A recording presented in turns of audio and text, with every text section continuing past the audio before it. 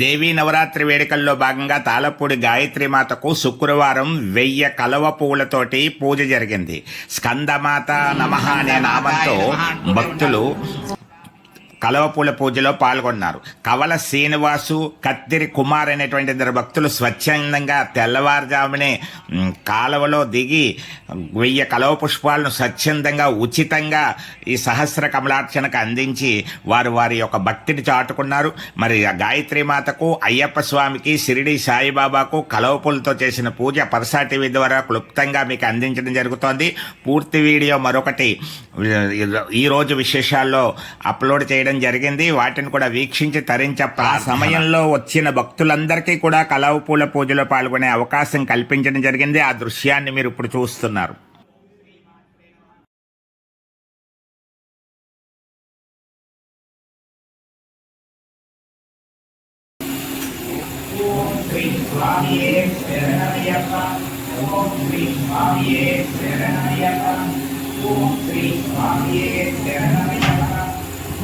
ఓం శ్రీ స్వామియే శరణమయ్యప్ప.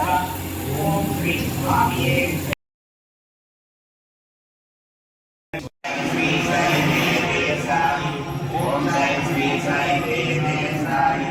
ఓం సాయి శ్రీ సాయి దేవ సాయి. ఓం సాయి శ్రీ సాయి దేవ సాయి. ఓం సాయి శ్రీ సాయి దేవ సాయి. జయ జయ సాయి. ఓం సాయి శ్రీ సాయి దేవ